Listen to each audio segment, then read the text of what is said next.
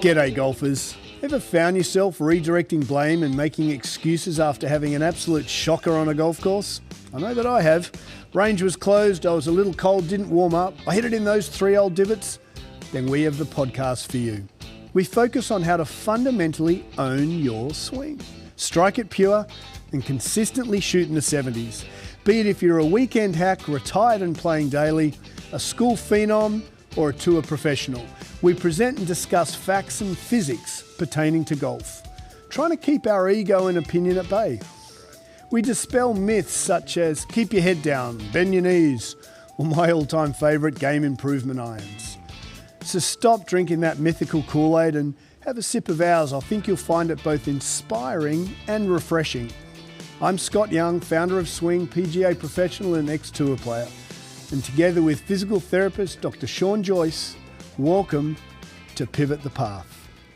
G'day golfers and good morning, SJ. Good morning, Scotty. Good morning, everybody. How are you, sir? Doing good. How's your week?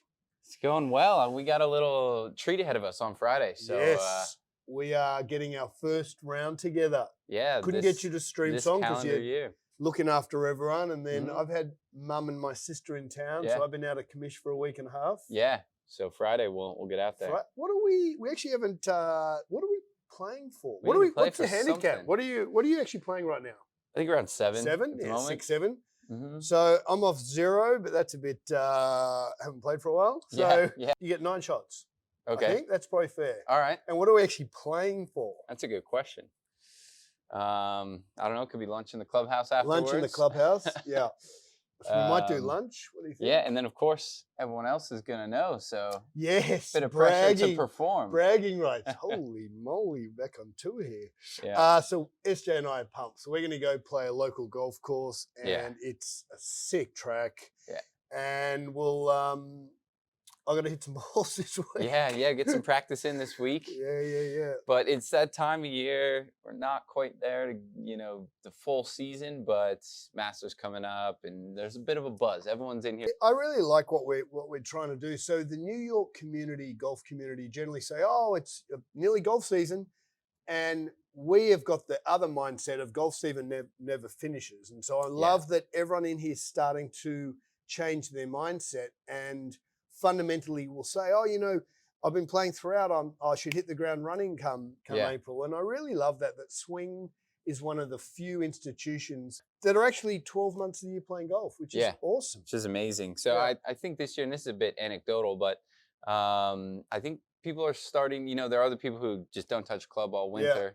Most people that we see in here on a regular basis, though, they haven't come in any less frequently since, last summer. But I remember the last couple of years, Masters Week hits, and then everyone all of a sudden's like, okay, let's get in there. But now, people, the last month, it's been getting a little more dense, more people coming in, starting earlier. Yeah, Mum and in our eyes, hopefully never stops the season. Mum and Anna are in, my sister and my mum were in from Sydney, and they were gobsmacked yesterday how busy it is. And I'm like, it doesn't stop from 7 a.m. till 8:30 p.m., where we literally have to say, okay, guys, I got to get home. Go home to your families. They were gobsmacked how busy it was. And that's what, you and I are creating in here is a community where golf never finishes. It's not a 7-month of the year gig, obviously weather-based because of New York City. Yeah. But we are just changing the culture of the game.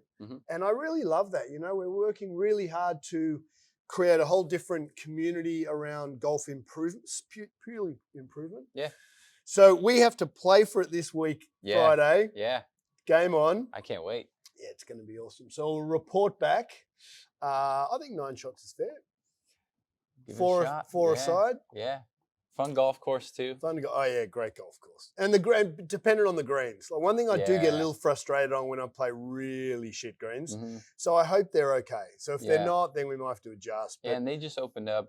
They just opened up last week. They should be pretty good, but I don't mind sandy greens. I actually grew up in Australia playing some actual sand greens. Really? They're a trip. Oh wow, I've never seen a sand green. You rake it or you roll it or rake it if it's not really a rake. And you make it smooth before you putt. It's very bizarre. Really? Yeah, it's before very cool. each putt. Before each putt. Yeah, it's very cool. Do you have a little a tool in your your bag? Yeah, it's like this is going back 25 years. It's like a metal roller that's really heavy. Okay. And you walk along your line of the intended putt to smooth it. Okay. Then when you putt, you hand the I don't know what it's called, and it's really heavy. And if you can make a channel, like if you know what to do. I played with some pretty cool people with You sand just greens. groove it. You And... can groove it a little bit. Yeah. I believe they just had the Uh, women's sand green championships. Now I'm pulling that out of my backside a little bit. I had no idea this even existed. Only a week ago, 2 weeks ago. Yeah, I remember reading that. Anyway, we'll get back to you. We'll fact check that. But sand greens, couldn't recommend you make an effort to go play sand greens because they're a bit of a pain. That's wild. Like, is there grass also? No. Sand? It's sand. just sand. In Australia, because it's so hot, I played out in Bourke, which is basically the middle of the country. We're talking, 120 degrees, and grass just doesn't grow, and there's no wind, there's no rain, so it's under drought conditions. But you actually have a good time. Like I'm just trying to imagine this in my head. What about with like an approach shot? Full. So you've got it. So it obviously just buries as soon as it hits the sand. Yeah. So you got to lob everything. So you got to fly everything there. Yeah. Oh, and it's an art. Like it's an absolute art. That's insane. Yeah, it's bizarre. Shout out Bourke Golf Club, middle of Australia. Yeah, everyone start YouTubing sand greens. See what it looks like. Actually, just a funny story. I was still an apprentice. So in our apprenticeship, we had to have 3 years. Australian apprenticeship's far more thorough than any other PGA apprenticeship in the world, because when I went through, we had to play 50 rounds to about a 2 handicap on 50 different golf courses, whilst going to university, doing the business course, whilst working 50 hours, 60 hours in a pro shop. Okay. It was pretty full on. Yeah. And so everywhere we played a traineeship, that's all the apprentices get together. I got an invite to play the Bourke Open with actually John Bentivoglio. He was an author. This is going way back. JB, shout out JB if you're hopefully still playing golf. John Bentivoglio was one of Australia's best orthopedic surgeons, back surgeon. And he went out to Bourke and fixed up a lot of the local registrars and did some amazing work. Mm-hmm. He said, why don't you come out and play at the Bourke Open with me? I'm the honoree every year. Mm-hmm. Because he's this amazing ortho. And so I went out with JB, we flew little private Cessna, and we had day one was everyone just turns up, we have a nice big lunch and play, and then there's a Calcutta that night. So it's a 2-day event. Okay. And we're playing for like 50, 60 grand. Wow. And so I played the first day, and I've had like 4 or 5 under from memory, and I was leading as this young, and I'd only been playing golf for like 4 years total. Like I hadn't been playing a lot of golf. Yeah. So the Calcutta went nuts. Who's this young bloke? And all the old pros are there. So after day one, can they bet on day two? That's all you're betting day two. Oh, okay. So my price is going through the roof. Yeah. Everyone's getting loaded. Hot stock there. Yeah, everyone's getting loaded. I didn't play well the next day because I'd had a couple of drinks. But it was bizarre that getting back to sand. Well, I haven't thought about this for 20 years. But sand greens, all the old timers came out on sand greens, and they were like, "Young buck doesn't know what he's doing. We got this." And sure enough, they gave me a toweling. Yeah. But it was very funny. They're like this young kid. Oh, he's put all your money on S Young, and then the old boys came out on the sand greens. Yeah. Very funny. Showed through at the end. So shout out to Bourke Golf Club, middle of Australia, wonderful community. That's awesome. What about tee boxes and fairways? Is there big grass involved? I'm going way back here. Tee boxes, I don't think it was synthetic grass. From memory, it was just dirt. Just dirt. Yeah, a little bit of grass if they could, but maybe they had strips. Actually, thinking back, I think they had rectangle strips of synthetic grass, and you just moved it around. Oh. Yeah, it's a trip. That's nuts. It's very cool. One place I want to get to take you, I spent a bit over a year in Edinburgh, and I was watching a video that hit my feed. I can't remember what platform. We've got to go trains, planes, and automobiles. It's going to take us about a day and a half, but we go way off the tip of north, either west or east, Scotland. Wow. And you have to take a ferry plus a ferry plus a ferry. Yeah. And you're playing this Highlands golf. It's on the water. It's spectacular. That sounds amazing. We just got to get up there and go play some Highland golf in Scotland. Anyway, we digress. Yeah. So sand greens. News from the fairways. That's our news from Bourke fairways. Yeah. News from the fairways. What do we got? Liv didn't play, which is a little. Nope. Come on, guys. We want to see some of you. We want to invest. Yeah. So Liv didn't play. DP Tour Indian Open was won by a Japanese, Mr. Nakajima. Up and coming talent. Yeah. Now this kid's interesting. He was the world #1 amateur. Mm-hmm. Then kind of disappears a little. He's not young. He's like 23, 24. Disappears for a little bit. Then wins a Japanese tour event as an amateur, which is pretty cool. Yeah. And then just won his first Japanese Tour event on the weekend. Smashed it too. Had 17 under. Yeah. He's won over the last round, and everyone else was catching him quickly, but he was so far ahead that he breezed it just in. had cruise in. So wow. so look out Impressive. for Keita Nakajima. I think he's therefore going to start in the Masters, I would presume. Really? Okay. I don't know. We'd have to check that. But Yeah. if he just won the Japanese Tour event, I would have thought they would have given him a start. Interesting. Late start. Okay. Maybe. So yeah, that'd be cool. Keep an eye out. Yeah, for him, keep an then. eye out for him. That boy can absolutely play. Yeah. PGA Tour. That was an interesting. Yeah, a lot of guys in the mix on the last day there. Yeah. Came down to the last putt. Scotty Scheffler missed, and it's funny. Steven Jaeger, German, big boy, gives it a rip. Yeah. Yeah, I'm watching, because of you, I'm watching more ball speed, and he's at 183, 184. Yeah.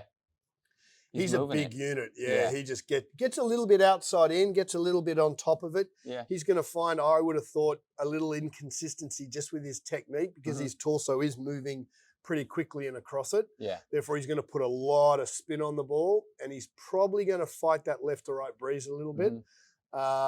So he'll probably suit the Masters. Yeah. Just as a fader. Yeah, sure. But you've got to be able to shape it both ways, which obviously he does. But I hadn't seen a lot of him, but he's a big me big neither. boy. Not too familiar with him, but pretty clutch through the last day. And a mate of mine, Skinsy, we talk about, David. Yeah. I'm so proud of Skinsy. He hung in there and was right up until the very end. The last few tournaments, he's been right there, top 5, top 10. Yeah, it's a good on Skinsy. Pretty cool to see. Yeah, he's a wonderful guy. Just a very unassuming, gets it done. Yeah. And then Nelly Korda with a 3-peat on LPGA. Nelly. So that's 3 tournaments in a row. That's pretty insane. My boy, Mr. Zalatoris, made the cut, but looked a little tired. Yep. What did he finish? He tied 74th, but still made the cut. Yep, made the cut. Adds another 50K to his bad week. 50K. Yeah, not too bad. Times are tough. And then Minwoo didn't play, so. Yeah, he's resting. So most of the guys will program their schedule around the majors. 2 weeks either side. Well, 2 weeks pre-major. Most of the crew won't play unless they're sponsored invite. So quick little backup. To get a PGA Tour event, Swing goes, okay, we'll give you, I don't know what it is now. I think it's around $4 million. So you've got to be a pretty good entity. Yeah. But for that X, whatever X is, I think it's around 3 or 4 million the company have to give. We'll say, well, we'll give you our 5 mil, but we want Will Zalatoris, we want Minwoo Lee. And there's a requirement when a company provides revenue or provides cash flow to create a PGA Tour event, that company want the big boys. Yeah. So the events either side of majors usually don't have the big players, therefore they don't get the big purses. And flipping back to a player's point of view, I remember playing with Chris Riley. I played with him in a Aussie Open pre-Q. Now, Chris just disappeared. I don't know whatever happened to Chris. And Roger Tambellini, there's 2 names I haven't thought about for 20 years. Chris used to play, he was a up-and-coming PGA, same age as me. He'd be about 46 now, I would have thought, a couple of years younger than me.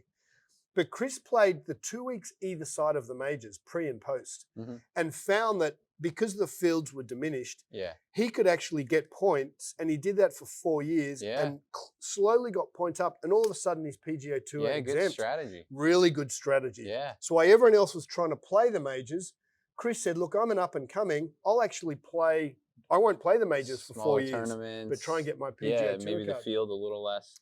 Feel a little less intense. Strong with the big names. Not that the other guys can't go low, but really interesting. Fascinating. Yeah. And then Chris kind of got his tour card. I don't know if he ever won a PGA Tour event. Ping player used to have the best short game I've ever seen.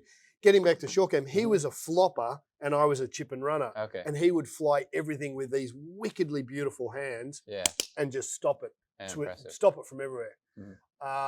And played on PGA Tour and did well. Getting back to a 3-peat. It's been done. The boss tells us that Dustin Johnson. 2017. 2017, last tour to win 3 in a row. He won the Genesis, the Mexico, and then beat John Rahm in the Dell Match Play. Yeah, pretty cool. Different set of tournaments too. Yeah. He's just on a hot streak. And then both those players are now on LIV. Yep, that's right. It's going to be interesting this week. We're going to get back to Nelly in a second, so don't want to diminish Nelly's 3 victories, which is just insane. But the Masters is a week late. Yeah. So we're going to talk about a little more of that next week. But we do have the Live guys coming back. And to our point, Live haven't played a lot of golf this year so far. Yeah. We talk about it a lot in here, and everyone's like, who would you like to see win the Masters? And I'm like, look, I just want a good event. But Yeah. I've got to think the Live guys are going to struggle because they're just not tournament ready. Yeah, it's hard to say. I was really happy last year just to know that we had a Live and PGA guys in like the final group and kind of going against each other. It just kind of fed into the whole storyline that was going on, kept going wrong against each other, which was cool. So I'm sure it's going to be, pretty competitive really and exciting. interesting. Yeah, it'll be the really Masters interesting. kind of brings out either the best or worst in you, it seems. So awesome. Like yesterday, I watched the Sunday on a Monday because I'm usually teaching most of Sunday, and they were going on and on about Tony Finau and the chap he was playing with. They had biff and they were noticeably aggressive towards each other. And it will be interesting to see how the Live guys gel, because we know they live in the same communities, golf communities. Dustin has all his mates who are on main tour, but there's an underlying niggle, and it's going to be interesting in the Masters. I hope they just play golf and they don't talk about it too much, because I just love the Masters for the event. Yeah. Anyway, we digress. Getting back to Nelly, what an amazing accomplishment. Yeah. 3 PGA Tour wins in a row. A chance to do 4. I don't know if she'll be the next event she plays in, but could go for 4 and more. Who knows? So why do we think ladies have this ability to play golf? And that's what we wanted to bring to the table today. Yeah. Why someone like Nelly is so remarkably consistent. And most of the LPGAs, if you ever see an LPGA Tour event, ball flight is pretty straight most of the time. And tons of fairways hit.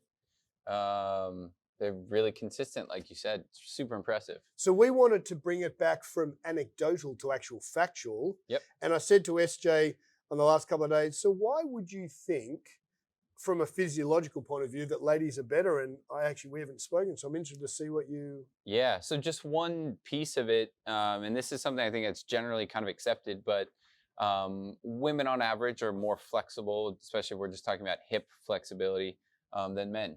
So why is that?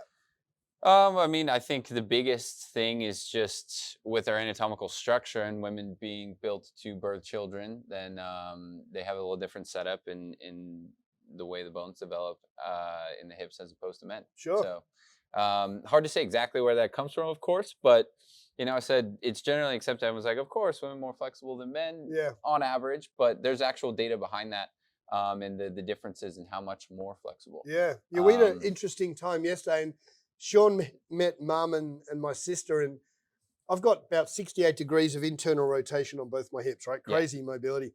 And we had Mum in here yesterday. Yeah. God bless Margie. She's 80. Mum played tennis with us on Saturday for about 2 hours at the age of 80. Yep. She's rocking and rolling. And then my sister had a lesson yesterday, and I said, Mum, I'm going to get you on the bench. And we measured Mum's internal rotation. Yeah. And my dear old Margaret has about 75 to 80 degrees of internal rotation in her hips. Yeah. Which is wild. So that's where you get it from. And then Anna has it as well. Anna's got about 60 degrees of internal rotation. And that's where I get it from. Which is massive. So I did pull up, just to give people some data on this, just the differences. So this is the difference in a high quality study I found that's, I think, trustworthy. Yeah. That tells you for flexion, abduction, adduction, so legs in, legs out. Let's explain that just quickly. Yep. So flexion, everyone knows, bring your knee to your chest. Then for abduction and adduction is when your leg goes toward the midline of your body. Right. And then abduction, abduction is your leg goes out away from the midline of your body. And what would you use? Why would you use those in day-to-day life? So that's weight transfer left to right. So even when you're walking, you shift your weight onto the right side. When you're swinging your left leg forward, then you shift back to the left. When you swing your right leg forward. Okay, so abduction and adduction is a daily use. Yeah, big time. And I think it's overlooked because it's much smaller, noticeable range of motion, but massively important for the golf. Getting back to our Zoolander, got to move a little bit. Yeah. Oh, yeah. Got to let the hips swing a little. So getting back to Charlie Hoffman, who we spoke about weeks ago, you could argue that his adduction and abduction is a little restricted just by the way he walks. He's like a brick wall. I mean, I would put money his left hip adduction, so knee going towards his midline or leg going towards his midline, would it be restricted. Yeah, I love what we're doing here. We're talking about different things in the golf industry, so that's cool. So you don't see him shift weight when he walks. He's like a plank of wood walking down the street. Okay. But anyways, back to the others, the internal and external rotation. So in all 5 of these range of motions, excluding extension, which is your leg kicking back behind you, all 5 of those they found differences, significant ones from men versus women. And in all of them, women have more range of motion. So for flexion, it was 6.44 degrees. Abduction out to the side was just under 3 degrees. Adduction coming inwards is just over 3 degrees. Internal rotation, this is the big one that we always focus on for golf in particular. Most biggest change here is 8.18 degrees difference. Women on average have more than men. And then external rotation a little bit less at 3.5. Sure. So that internal rotation, biggest finding and the thing we spend probably the most time working on. Yeah. Pretty big difference. And that's why we're trying to change the discussion on, you've really got to look at your body and look at, so, we had 2 generations, mum and my sister and I, and obviously that's where we get it from my mum, who's quite knock-kneed. I'm very knock-kneed and has this insane internal rotation. It's really nice to have, it was so funny. I think you were with a patient, but we got the poor old girl to lie on her face down on the bench, bend her legs up at 90. She's like, Christ, what's my son getting me to do? He's lost the plot. Sign up for this. And then these legs just went literally parallel to the ground. Yeah, it's crazy. And I'm like, bloody hell, Margaret, you've got some hip mobility. Yeah. And Mum never really got into sport, but I suggested that she should have. Like, she was built to play sport. Yeah, rotational based sport. Yeah, she would have had some rotation-based serious sport. potential. Yeah, It was really cool. Mm-hmm. So they got a bit of a snapshot on what swing's about, and their crazy son, who maybe they don't think is crazy anymore. But what we did want to discuss and bring it back to was, here's an interesting dichotomy we've got. We do things really differently, and I'm really proud of that in here. And one of the biggest kind of roadblocks we're hitting is that ladies will look at myself just based on clubs now, but coming from a hip mobility point of view. Ladies in 99% of golf facilities that I've ever seen, and certainly golf clubs, courses, will use ladies' golf clubs. Yeah. And that's the fundamental flaw. So I think we've got a group of ladies who are built, correct me if I'm wrong, to play this game far more than us guys. And particularly to rotate, which rotational based sport. So the more one rotates, the less the face changes. The less the face changes, face less than path, you'll break 80.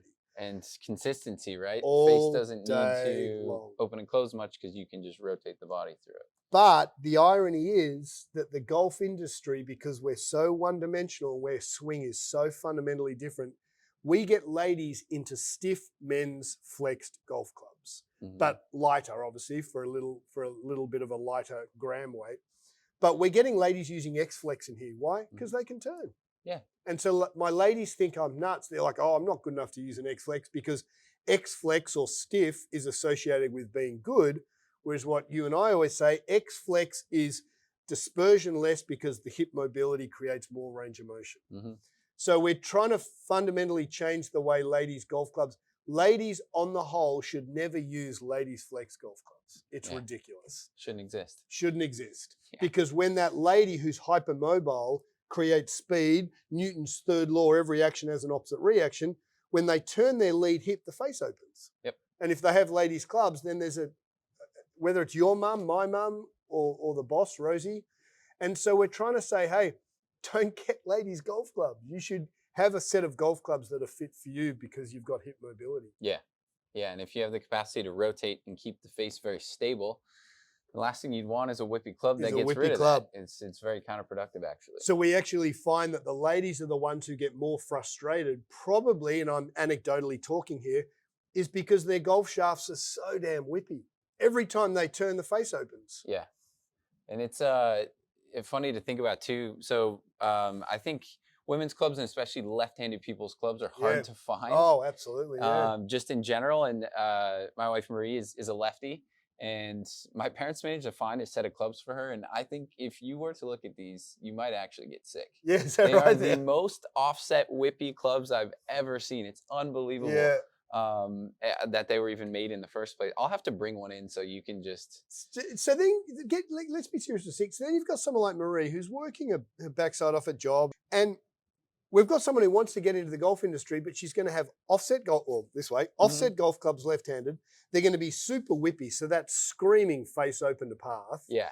And then someone Marie's very sporty, and then she'll get frustrated and be like, oh, well, bugger this, I'll go do something else. Yeah, or it's just going to encourage her to go steep over the top, open space. And you kind of wonder why it's such a common pattern is if people get put from the start into super whippy clubs, then it makes no sense for them to have a very nice inside out, face closed to path swing. We see this every single day. I'd say 8 out of 10 people I see have the wrong clubs. Wrong meaning offset, shafts too heavy. Yeah. I've got a young chap in who's got these gold-plated irons that I was doing lies and lofts yesterday. Yeah. This kid's using 123-gram golf shafts, and I suggested we put in 100-gram golf shafts, 20 grams lighter, and twice as stiff. And it's like, again, the whole industry is, I'm not good enough to play X-Flex. So we're trying to change the narrative and say, approach your golf clubs like a game of physics. Cause and effect. The stiffer the club, the less dispersion, the straighter you hit it. The lighter the club, the faster it moves, the faster you moves, the longer you hit it. Yeah. And it's something that I think until you feel it or hit a club like this compared to what if you do have said whippy shafts and heavy ones, then you don't really know until you feel it, but it's hard to get it out of your head once you do. But I like how a lot of times you tell people, look, okay, let's build one club for you. We'll build a 7-iron. Yeah. Same light, stiff shaft, not offset heads, and just hit this a few times. And, you know, time and time again, people say, all right, let's do it, whole thing, because it's so different. So bring it back to the ladies. We know that the actual infrastructure around the game for ladies golf is appalling, and we really want to change that. Anecdotally, ladies, I mean, Rosie, you can do a lot more than I can do. Ladies can multitask far better than men. Ray would agree. Yeah. The boss is like, dude, can't you do more than one thing at a time? So the ladies are so much more multitask dominant than we are. They've got hips that move, yet across the board, the equipment's not up to the challenge of how good their physiology is to play the game. So shout out to all the ladies.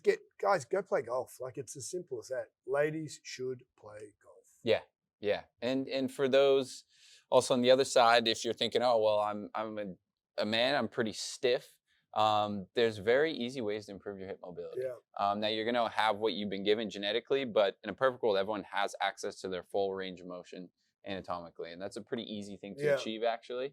So in the future, we'll surely talk more about that. But start working on your hip mobility, and you'll see your swing change without having to think too much. And I basically do all the screening, and then SJ creates plans of improvement. But if I find someone who's got internal 30 and internal 45, you're going to always suggest that they should have the same range of motion. Yeah. So most of the time. Yeah. In situations where there's no like formation of the bones that's out of sorts in an abnormal way, or a pathology like you have a big injury, or something physiologically wrong, then everyone should have equal internal rotation, at least within a few degrees. And that's something you can measure pretty easily, as we did last week. Very easy to measure, yeah. And we see this all the time. Whenever there's a difference side to side, that's very noticeable, almost 100% of the time, you can fix that in about 30 minutes and get it back to even, where you're just able to access your range of motion.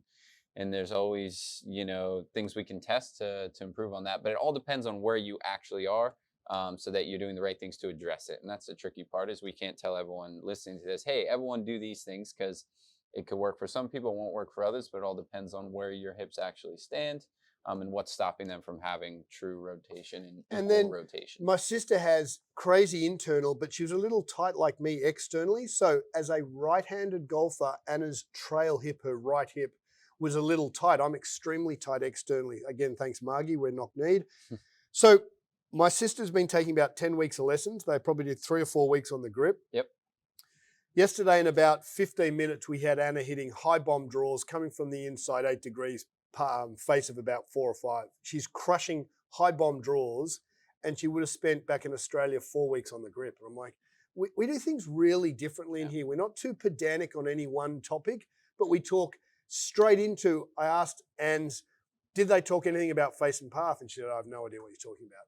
So we explained, we use a clock in here because a clock analogy is really easy to get someone to understand how to come from the inside 15 face 10, or inside 10 face 8, or inside 2, either big hook, little draw, and dead straight.